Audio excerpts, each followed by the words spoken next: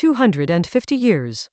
A commemoration of the 4th of September, 1776, in the valley of the Pigeon River, Haywood County, North Carolina.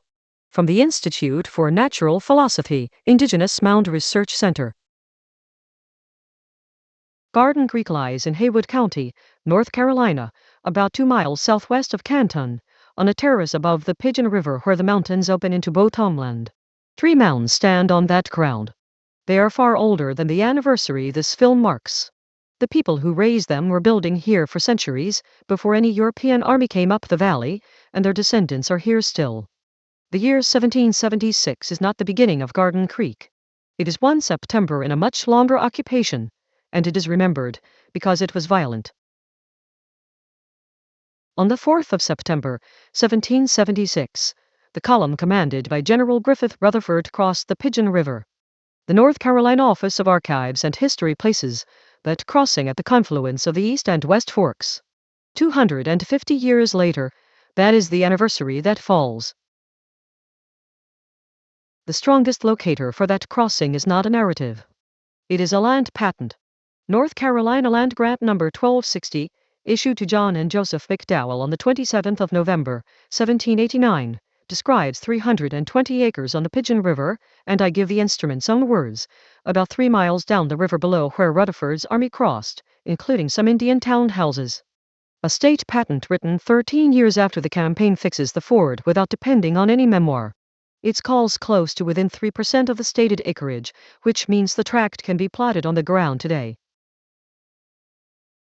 That tract passed in time to the Plot family, and it carries the Garden Creek Mounds.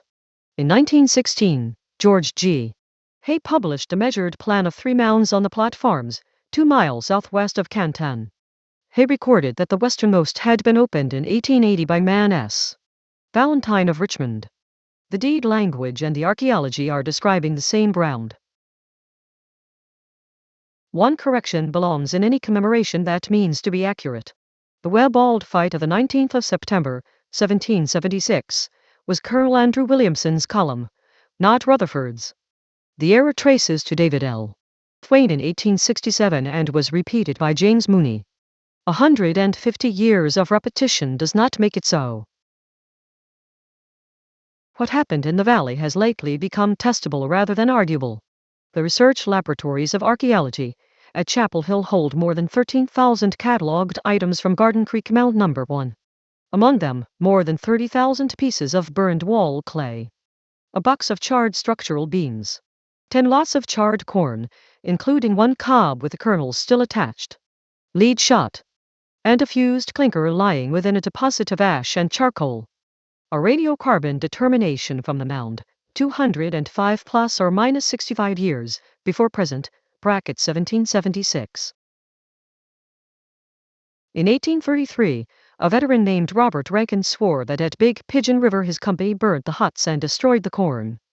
Both nouns of that sentence now have physical correlates in a federal repository, 3 miles below the ford the deed describes. Whether they belong to the same event is a question that radiocarbon and a thin section can answer. Neither has yet been asked. That is the ground. What follows is the record, how the material history of this valley was gathered, paid for, labeled, and in places lost. 7 adversities stand between us and a clean account. The first is competition.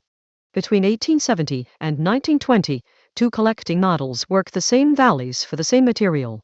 On one side, the federal and public model, the Smithsonian Institution and its Bureau of Ethnology, operating on appropriation, vouchers, registers, and published annual reports. On the other, the private and proprietary model, the Valentine Museum of Richmond and private collectors, operating on correspondence, register catalogs, and photographic plate series. Federal agents paid more. $5 for a bear, $4 for an image, against roughly $2 on the private side, and 50 or 25 cents by size. Mineral dealers, rival buyers, and hotel boarders pulled at the same supply. Competition raised expectations and speed overtook record. Provenience is the casualty in that trade. The second is policy.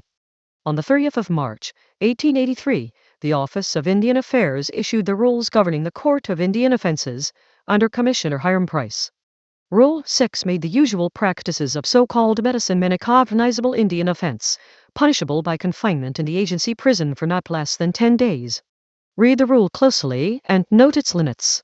It does not mention carved images, idols, rainmaking objects, or the possession of objects. It names no Haywood County witness. What can be said is narrower, and therefore stronger. A positive statement of December 1880 predates the rule. The questioning of August 1883 follows it. Policy conditions may have affected what felt safe to say. That is context, not proof, and it should be carried as context. The third is the order of the record. In the National Archives, Record Group 217, account 237,177, the paper survives. Voucher 17, the 24th of April, 1883, $30 for ethnologic specimens. $28.50 paid to Burnett, and $1.50 for packing and shipping, receipted by John W. Emmert and certified by Cyrus Thomas as ethnologist. Voucher 40, the 21st of May and the 5th of June, $22 for soapstone specimens, with a separate seller sub-voucher itemizing 15 specimens at $1.46 and 2/3 each. On the verso, Spencer F. Baird certified that the articles had been received, that they were necessary for ethnologic researches, and that the prices paid were just and reasonable. The abstract of disbursements carries the signature of J. D. McChesney. The first auditor certified examination and adjustment on the 26th of July, recorded on the 27th, with comptroller action on the 31st. These signatures verify payment, receipt, date, and roll. They do not, by themselves, verify prehistoric manufacture or the authenticity of any object. That distinction is the whole discipline. The fourth is procured silence. Official correspondence of the 3rd of June, 1887, records an officer asking whether it was important to omit mention of the circumstances under which the articles were obtained. In a statement of the 10th of April, 1892, D. G. Valentine recorded that Emmert had promised the parties who manufactured objects that their names should not be made public. There is a difference between silence as absence and silence by agreement. The first may be nothing more than limited knowledge. The second is a record shaped by private promise. And the rule must run symmetrically. If names are withheld, they are withheld for buyer, middleman, and maker alike.